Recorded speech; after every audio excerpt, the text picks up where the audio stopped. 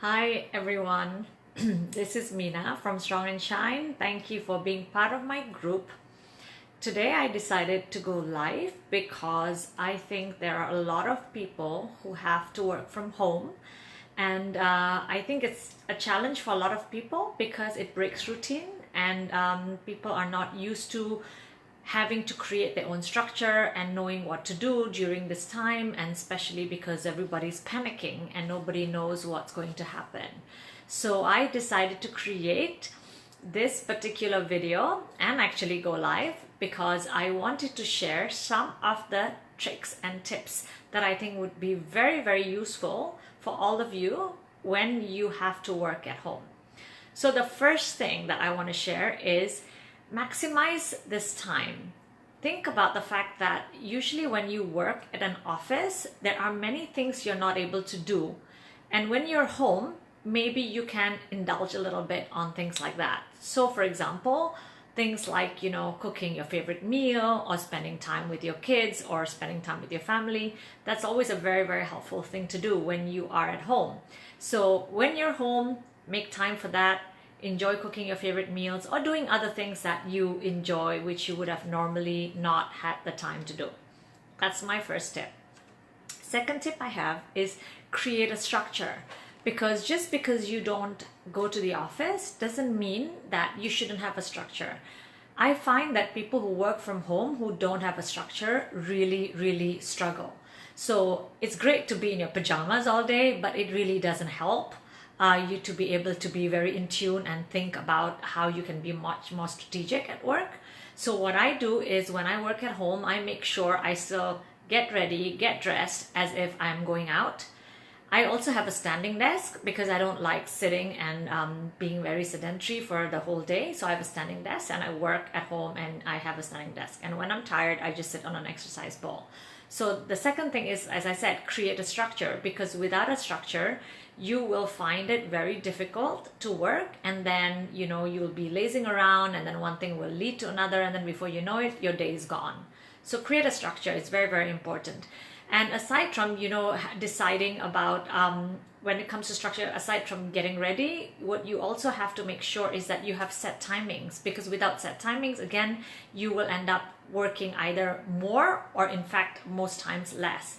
So create timings, and also be very, very disciplined about your break. So the breaks that you take, I usually make sure that I take about 15 or 20 minutes break every hour and a half or 2 hours. And you can maybe take a break every hour, but don't make it longer than 10 or 15 minutes. And if you're disciplined, you will get a lot through. You'll get a lot done through the day. That's my second tip when it comes to creating a structure. The third thing is you have to also make sure that you are moving.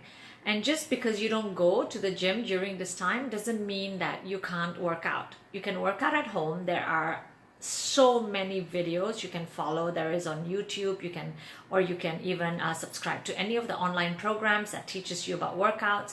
So do that. Look at any videos, do yoga, do movement, whatever. Or if you actually like walking in nature, it's okay to go out for a walk in nature and just don't interact with people, especially with this whole social distancing thing. So make sure you just take precautionary measures. The important thing is make sure your body is moving. That's my third tip. The fourth tip I want to share is actually also making sure you look after your mind.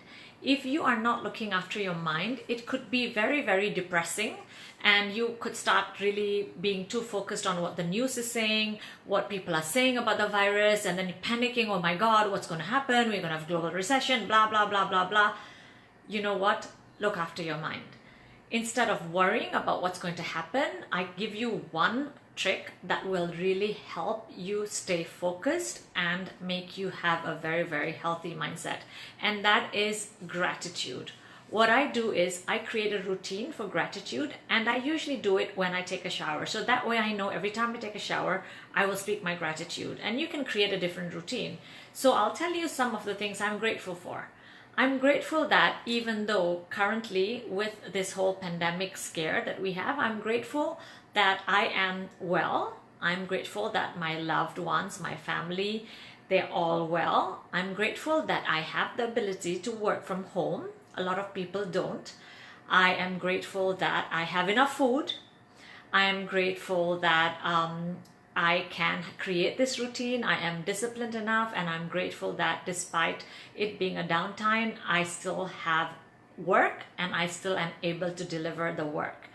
There are so many things. So I want to challenge you on a daily basis to think about what are the things you're grateful for, and keep speaking these gratitude and claiming it, because that way it helps you cultivate a very, very happy mindset. And that way you also start focusing on the positive aspects of what we are going through, instead of really freaking yourself out about what has happened and worrying about the future, which is not exactly in our hands.